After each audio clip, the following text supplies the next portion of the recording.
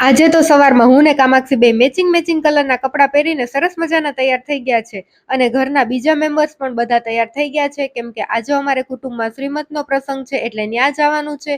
બહારગામ નથી જવાનું, ગામમાં જ છે એટલે થોડી જ વારમાં પહોંચી ગયા લોકેશને.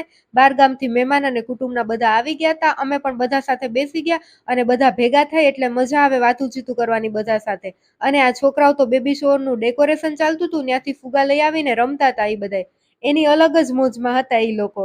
થોડી જ વારમાં શ્રીમંતની વિધિ હોય એ બધી શરૂ થઈ ગઈ અને બીજા રૂમમાં બેબી શોવરનું સરસ મજાનું ડેકોરેશન કરેલું હતું. બધા ફોટો પાડતા હતા અને કપલને આશીર્વાદ આપતા હતા.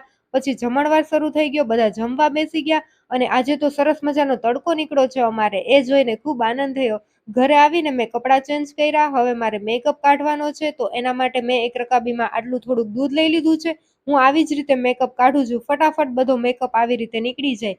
અને રૂ પણ લઈ શકાય પણ હું આમ હાથેથી જ કાઢું. લિપસ્ટિક પણ ફટાફટ નીકળી જાય. તમે કેવી રીતે મેકઅપ કાઢો છો મને કમેન્ટ કરીને કહેજો.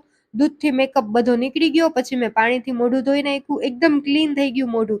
તો આજના વિડીયોને અહીંયા પૂરો કરીએ અને અમારા બીજા નવા વિડીયો જોવા માટે ચેનલને સબસ્ક્રાઇબ કરી દેજો. બાય બાય, જય સિયા રામ.